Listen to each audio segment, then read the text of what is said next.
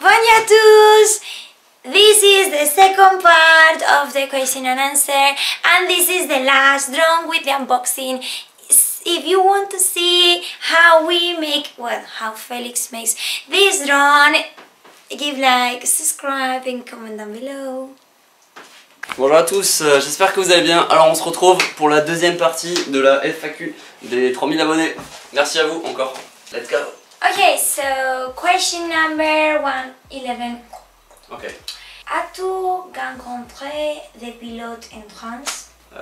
Étranger. Non, j'ai pas rencontré de pilotes étrangers. En fait, les pilotes que j'ai vus, c'était à la course d'Argelès l'année dernière.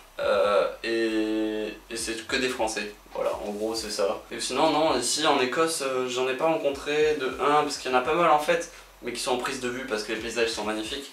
Et de 2, ils sont plus du côté Édimbourg, et du coup ça fait super loin de chez moi. Les FPV plus populaires qu'en France? Donc à l'étranger, si le FPV est plus populaire qu'en France, ça dépend des pays, clairement. Franchement, je sais pas. En France, j'arrive pas à me dire si le FPV... J'ai l'impression qu'en France, il est un peu plus... Non, franchement, je sais pas, je peux pas vous répondre. J'ai pas la sensation qu'il y ait du monde qui fasse du FPV en Écosse. Mais après, voilà, tout est relatif, parce que je rencontre pas du monde dans ce domaine. Donc je peux pas trop vous répondre là-dessus. Petit, étais-tu passionné des voitures RC? Est-ce que j'étais passionné de voitures RC? Non. Mais j'en avais en fait, hein, comme tous les garçons. J'en avais une petite voiture où je m'amusais. Bon, après, elle n'a pas fonctionné longtemps. Sens-tu une différence entre S et différentes essais? Est-ce que je sens une différence entre les différents ESC et différents FC? Comme je vous ai dit précédemment, au niveau électronique, sensation et tout, je me lance pas encore assez dans les réglages pour ressentir vraiment le petit truc différent qu'il y a entre les composants. Donc voilà, en fait le truc qui manque c'est de voler, voilà, tout simplement de voler et d'arrêter de casser un peu là parce que c'est fatigant, et de brûler surtout. D'accord. Mes parents ne veulent pas me sauter les drones. Ah voilà, des fois on me pose en question, enfin pas en question, je sais pas, on me dit comment il faut faire, mes parents veulent pas m'acheter de drone, qu'est-ce qu'il faut que je fasse? Donc de 1 déjà, vous pouvez gagner de l'argent. With the Christmas money, my friend. Voilà, au lieu de dépenser l'argent dans je sais pas quoi, vous le mettez là-dedans. Mais sachez que pour démarrer le FPV comme ça, dites-vous qu'il vous faut 500 € parce que sinon vous êtes bloqué par le fait que vous êtes, déjà vous cassez souvent, il faut avoir du matos de rechange. Donc tout ça, ça coûte un peu cher, sachant qu'un drone de base ça coûte 150 €, plus une radio à 100 €. Voilà, vous êtes à 250. Et après, le reste c'est les lunettes, vous pouvez avoir un truc à 100 ou un peu moins. Et après c'est pièces de rechange et batterie qui coûtent plutôt cher. Comment convaincre vos parents? Je sais pas, dites-leur que au lieu de jouer à la console, vous allez faire ça et c'est clairement plus intéressant. Are you agree with that? Yeah. Understand nothing. I completely understand now. Next question. Est-ce que 120 est toujours bien pour débuter ou autre? Ok, en gros, est-ce que le X220S, celui-là, est toujours bien pour débuter ou c'est mieux d'en avoir un autre? Alors de toute façon, il y a deux écoles. Il y a ceux qui préfèrent commencer avec un RTF, un Ready to Fly, ou avec, celui-là il est un peu mal, ou avec un quad qui a fabriqué soi-même. Personnellement, moi j'ai commencé avec un quad que j'ai monté moi-même, et clairement c'est top. Parce que là, en fait, même moi, qui m'y connais, je l'ai ouvert et franchement j'étais pas à l'aise. Parce que les branchements, c'est pas comme j'ai l'habitude de voir. Et voilà, et dès qu'il y a un problème, c'est clairement beaucoup plus compliqué. Mais bon, par contre, le gros avantage, c'est que c'est pas cher. C'est pas cher pour le prix, vous avez de très bonnes performances. Et donc voilà, clairement, les deux sont très bons. Il y en a un qui est plus cher, vous apprenez plus. Et vous allez peut-être galérer un peu plus au début, mais un peu moins après. Donc je sais pas, ça à vous de voir. Mais en tout cas, les deux, que ce soit un entrée de gamme comme ça, ou un entrée de gamme en RTF, enfin celui-là, spécialement celui-là, même s'il est un peu fragile, moi je conseille en tout cas. C'est très difficile pour moi. Je suis très désolée pour mon français. Arrow V3, PAL ou NTSC? Alors est-ce que sur la Arrow V3 c'est en NTSC ou PAL? Ça c'est le format vidéo.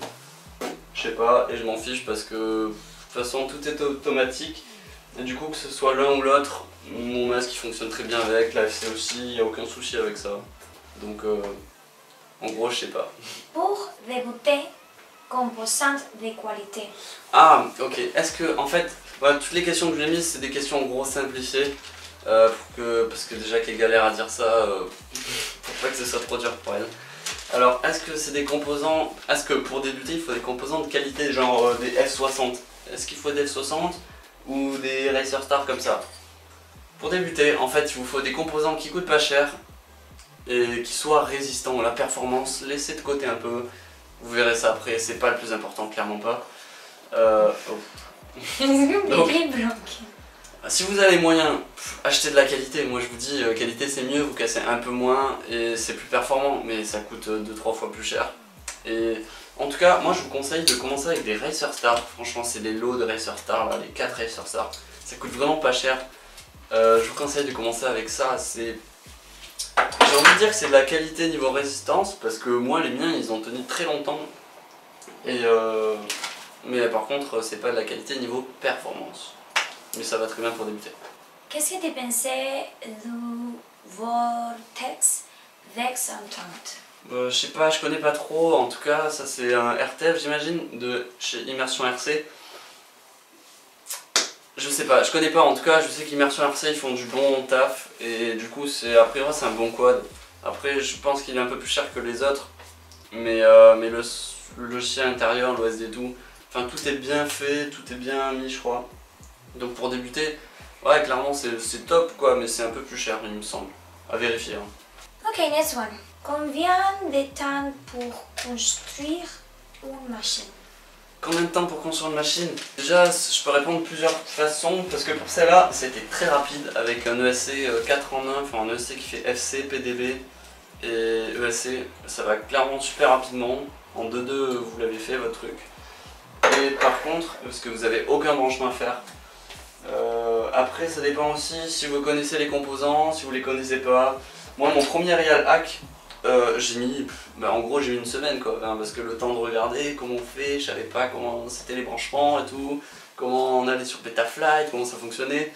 Donc franchement j'ai mis 30 ans quoi, j'ai mis une semaine au final. Enfin non peut-être pas mais 3 jours mais au taquet. Et après le deuxième en une après-midi c'était terminé quoi, c'était fini. Donc, voilà. Quand tu réparais les drones qui a préféré? Ouais, ben voilà comme vous voyez, là, il est disponible, il vole. En fait ce que j'ai fait, je sais pas, j'ai utilisé la carte que j'avais la première carte si vous avez suivi un peu le truc. Si vous avez suivi, en fait elle fonctionnait pas. Et je sais pas, là j'ai essayé de ressouder un truc, je sais pas, j'ai fait un pâté. Et comme par magie ça fonctionne. Donc je suis content et j'ai mis une nouvelle caméra que je vous présenterai. Voilà, c'est la Speedy Bee de chez Ishin. En gros, c'est une micro. Please. En gros, c'est une micro Swift, mais moins cher, de 8 € de moins, je crois. Donc, je vous expliquerai ça dans une autre vidéo. Et en tout cas, ils volent super bien, je l'ai testé cet après-midi là sous la pluie, vite fait, nickel. Ok, next one. Pourquoi tu as eu envie de te lancer dans les FPV et les drones en général? Ok, pourquoi j'ai voulu me lancer dans le FPV, dans les drones? Oui, that's what I said. En gros, de 1, je voulais filmer avec ma GoPro, parce que j'avais une GoPro et j'aime bien tout ce qui vole, je voulais des plans aériens. Et après, je suis allé sur internet, please. Je suis allé sur internet et j'ai vu qu'il y avait ça, du FPV Racer, et je trouvais ça hallucinant, c'était complètement énorme. Et j'ai vu que y a des mecs qui arrivaient quand même à faire des belles images avec ça, et en même temps du freestyle. Et je me suis dit, c'est ça qu'il faut que je fasse, je veux ça, je m'en fabrique un. Allez, je suis allé sur, je crois que c'était AliExpress, et j'avais pris des composants, et enfin des trucs horribles, mais ça volait, et je me suis bien amusé avec. Et je crois que j'ai quelques vidéos tout en bas de ma chaîne, tout en bas de mes vidéos, je crois que j'ai quelques vidéos où on voit que je vole avec cette machine. Est-ce que c'est une bonne choice d'investir dans une bonne paire de lunettes?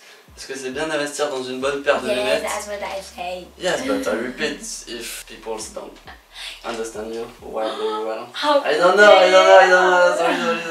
Bon, normalement, une paire de lunettes, vous le gardez à vie, j'ai envie de vous dire. Mais il peut arriver que si vous respectez pas les lois, que vous allez à la gendarmerie, qu'ils vous les prennent. Donc voilà, si vous faites rien de méchant, ouais, je vous conseille de prendre des lunettes. Et s'ils tombent pas de votre sac quand vous êtes en moto, voilà, hashtag Jack, le soutien à Jack, eh ben, moi je vous dis, c'est un bon investissement. Je vous avoue que c'est quand même cher, hein, 600 balles. Donc c'est pour ça que maintenant il y a des hauts de gamme là. Quels sont les Oui, il y a des hauts de gamme là qui commencent à venir. Les Ishin, je sais pas, ils sont pas sortis, mais les hauts de gamme de celles-là qui vont sortir a priori pour 300 balles. Et je crois qu'il y en a déjà pour 300 balles. Vous avez un truc qui est largement suffisant, qui est même super. Quels sont les sous-tweets que tu utilises pour les drones? Ah, les outils. Oui. Les outils que j'utilise pour mes drones, je crois qu'en fait j'ai fait une vidéo il y a longtemps avant l'été, donc regardez sur ma chaîne où j'utilise tous mes outils. Sinon je vais vous montrer vite fait, 2 secondes.